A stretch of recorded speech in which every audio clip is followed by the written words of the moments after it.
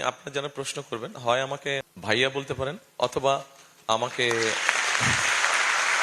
Thank you sir. বয়সের হিসাবে uncle বলতে পারেন।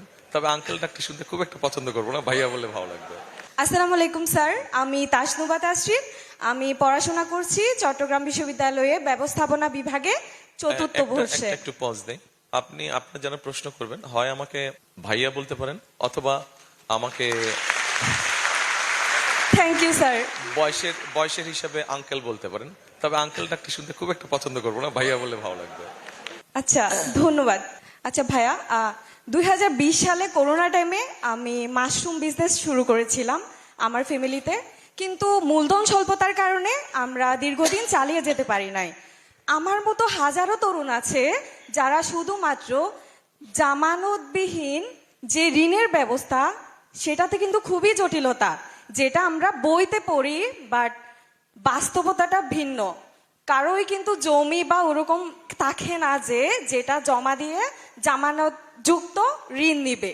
সো এই ক্ষেত্রে ভবিষ্যতে উদ্যোক্তাদের সহায়তায় আপনারা যদি নির্বাচিত হন তাহলে কি পদক্ষেপ গ্রহণ করবেন, এবং ফাইন্যান্সিং এর অল্টারনেটিভ কোনো ওয়ে আছে কিনা, এবং এটা জটিল মুক্ত কিভাবে করা যায়, এবং পাশাপাশি আর অন্য কোনো সহায়তা আছে কিনা, বা এই ধরনের কোনো পরিকল্পনা আছে কিনা যেখানে বিজনেসই হচ্ছে ব্লাড অফ দ্য ইকোনমি।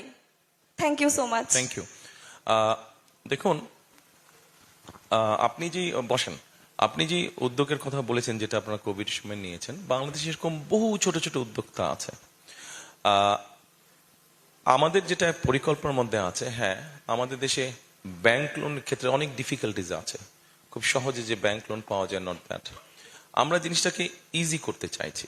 আপনার মতো এরকম ছোট ছোট যেই উদ্যোক্তা আছে তারা যাতে কোলাটেরাল যদি দ্বিতীয় হয়, সব আইন তো পাল্টানো যাবে না, বাট আইনটাকে যতটুকু কারেকশন করা সম্ভব হয়, আইনটাকে কারেকশন করে আমরা আপনার মতো এরকম ছোট ছোট যারা উদ্যোক্তা আছে তাদেরকে আমরা কিভাবে হেল্প করা যায় সেটা আমাদের পরিকল্পনার মধ্যে আছে। একই সাথে আমাদের পরিকল্পনার মধ্যে আরেকটা আছে, যেমন ধরেন অনেক স্টুডেন্ট এখন দেখা যাচ্ছে পড়ালেখা করতে জাপানে যাচ্ছে, পড়ালেখা করতে চায়নায় যাচ্ছে।